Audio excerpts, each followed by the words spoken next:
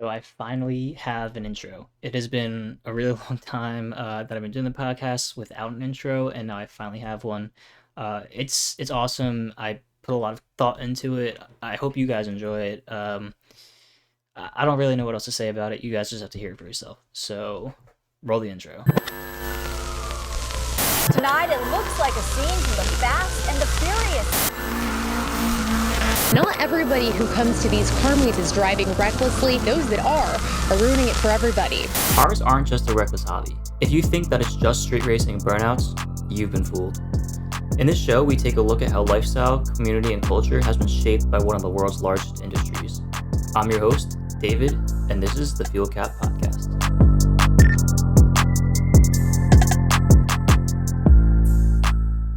All right, that was awesome.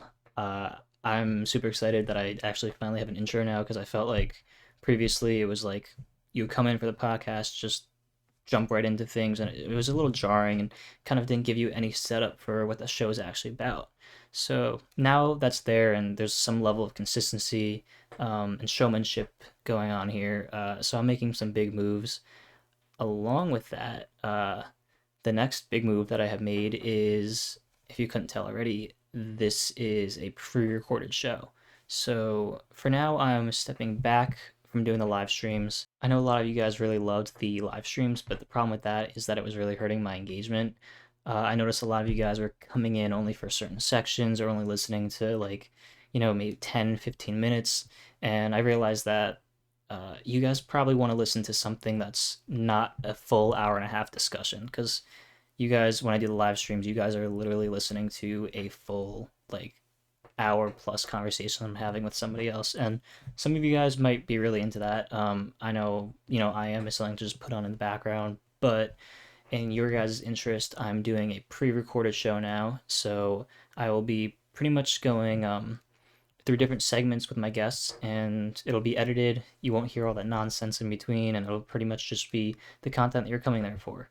So I'm super excited to start doing that. You're going to get a lot more great content, and I'll be able to roll things out on a more consistent basis.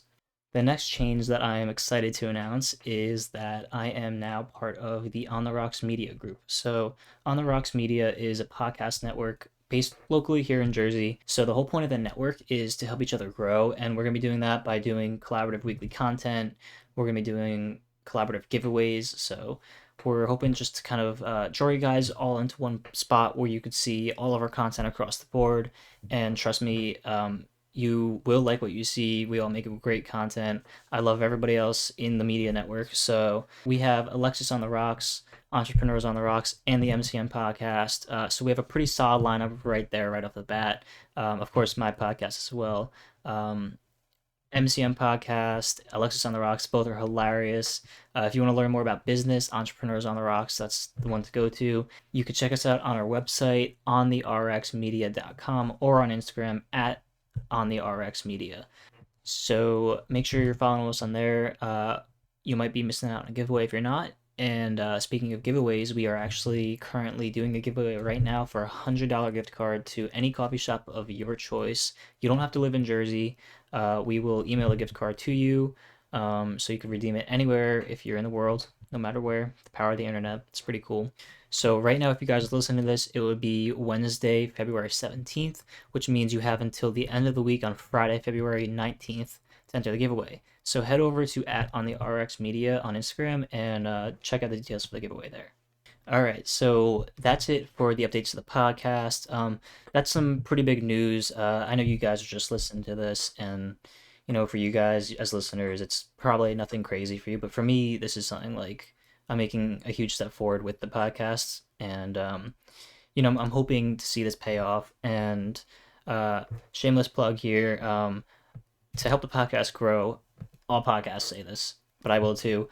Make sure you rate and review the podcast and share it with anyone who you think would be interested, because that really helps. And at this stage, I could use any help I can get. But with that being said, we are going to move on to the Q&A.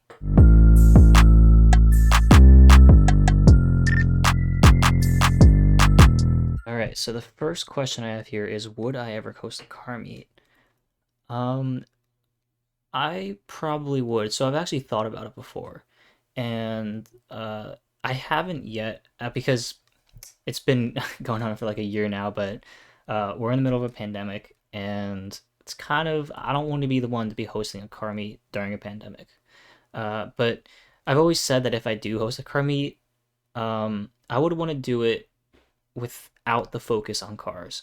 Because something I do with the podcast is I'm able to bring the car community together outside of the physical aspect of cars. Because I'm able to talk to all my guests, photographers, business owners, mechanics, and we're able to, discuss the car community and really kind of dive deep and make a connection over the top of cars, but without any cars actually being present. So something I've always wanted to do for a car meet is maybe have a select group of people, maybe paid entries, or maybe just people exclusive to my circle who will have their cars there, and it would almost be a meet and greet. So like a lot of times at car meets, it's just groups of cliques almost you could say walking around and just looking at each other's cars, and there's not much interaction. But what I would want to do, I would want to focus on cultivating that interaction. So maybe I would do it like having different stations set up where there's like icebreaker questions. I really don't know, but I would want to do it different. Okay, question number 2. Least favorite to work on. Don't say mine. All right, this is from my friend Ori. I will say his car is one of my least favorite to work on. It is a Jeep Patriot of 2012. Uh, but honestly, the worst car to work on is probably my own, whatever I own. Something, with mechanics or people who are generally mechanically inclined. They usually hate working on their own car, and that's definitely the case with me. For some reason, I just find it more motivating to work on somebody else's car. When it comes to working on my own car, it's kind of just like I could deal with the issues, or if it's something I have to fix, then I'll do it. But that would be my answer. I don't like working on my own cars. Question number 3. What is your dream truck? So, for those of you who know me, I'm not really much of a truck person. But if I were to have a truck, uh, it would be hard to say, honestly. I really like the Avalanches, the Chevy Avalanches, but if I were to have a dream truck, it would probably be something new. And I don't know. I like the Raptor. The 2021 Raptor looks sick, but I know that my girl would kick me because she's a Chevy girl. And yeah, having a Ford would probably be the worst thing I could do for our relationship. So if it could be, it would probably be a Raptor. But since it can't, that means I'm obligated to say it would be a Silverado, I guess. Um, Sorry if that doesn't answer your question, but that's what I got. Okay, question number 4. How would you define the car community of our area to someone who isn't a part of it? Well, it depends how broad of the area you're talking about, because anybody in Jersey, in New York, in Pennsylvania, they all kind of know what's going on. The car communities are relatively the same around PA, New York, and NJ. But someone, let's say, like out west, the way I would describe it is probably uh, right now in a period of, I would say, conflict, because right now we have a lot of people who are there's this battle going on between park and chill meets and then full send meets. So the park and chill meets is what it sounds like. You show up to a parking lot, you park, hang out, mingle among other people, talk about their cars, etc. Full send is a lot different. Basically, a group of people show up in their cars to an area, um, leave a giant space, or not so giant, which is where the conflict comes in, for some car in the middle to jump in and do burnouts, do donuts and stuff. And those are usually hectic. People have gotten hurt. They're dangerous, and there's just like a conflict between these two groups of people. And most people that I've talked to in the car community don't support those car meets, but again, there's always people who do. And if I were to define the car community, like I said, it would probably be right now in a state of conflict. Okay, next question. I don't even know what number question this is, but why did you decide to buy Rotary, and why did you use it as a daily? Okay, so I did use the RX-8 as a daily temporarily.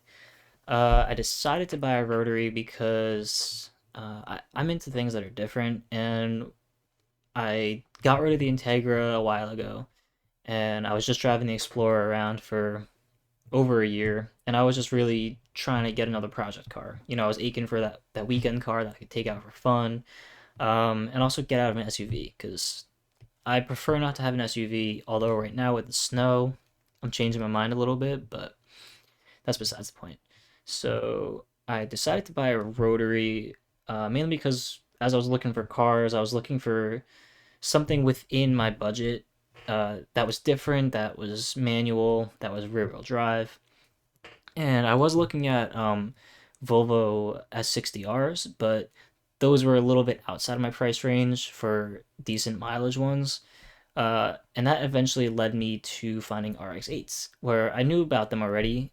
I just didn't know the details about them. I knew they were rotary, and I saw like they were like well within my budget, and I was kind of wondering why.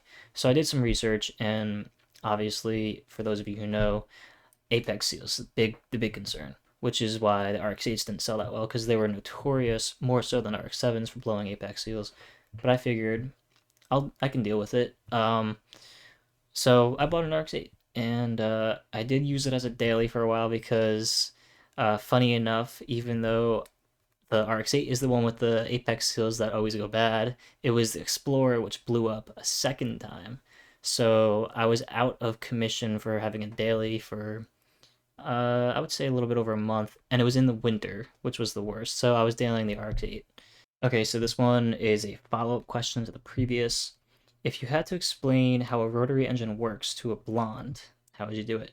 No offense to blondes, but I understand the point of the question. Um, oh well, I could go for the less descriptive one, which is a Dorito spinning at 9,000 RPM inside of a cylinder. But that's only funny if you know how the rotary works.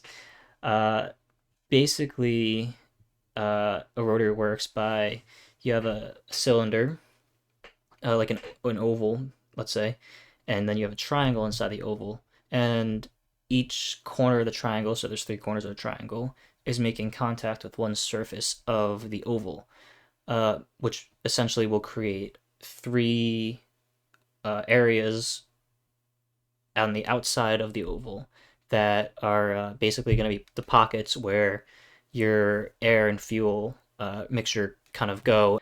So basically, the triangle spins around on the inside of the oval, which changes the shape of the three chambers, and that equates to having a intake, compression, power, and exhaust stroke that you would normally have in your four-cylinder or just your regular cylinder engine. Um, and so that pretty much you have three things going on at once. So you have your intake, your power, your compression, and then your exhaust all happening at once. So that's actually four things, but uh, there's three things going on simultaneously inside a rotary, which is why it's so smooth and so efficient. But it's not as reliable because there wasn't as much support for it, and that's why it's pretty much found in it's actually found in no cars at all today. Okay, and the best question for last is why did you start Ethanol Feed? So I originally started Ethanol Feed because I just needed a page to post my car pictures to, and this was before it was even called Ethanol Feed. I was into car photography, and I was just posting pictures on this Instagram page and kind of had no goal for it. And then I was talking to a buddy of mine, and we were like talking about how like there's so many different like areas within the car community. You have your people who are into trucks, you have people who are into drifting, people into racing, people into like show cars, like stance cars, and how like as the car community, like they all are under the same roof. So the original name for Ethanol Feed was Around the Road because as you go around the road, you see all these different types of cars. And that was kind of the theme that I was going with for a while. But then I realized like I just needed a major rebrand, and that's where Ethanol Feed came from. Shout out to my girlfriend Hannah Ray for coming up with the name, best name ever. So I pretty much kept all the core values of Around the Road and those concepts of how uh, there's such a diverse group of people within the car community and how they all come together over cars. And I kept that core value and then translated it over to Ethanol Feed, which is why I'm here talking to you now, because that is the basis for this podcast. And with all of that being said, I think that's a perfect note to end this episode on. I just want to thank you guys for tuning in. This one was a bit shorter, first time doing this style. So let me know how you guys like it. Leave a rate and review. That helps the podcast grow. And I'll catch you guys in the next one.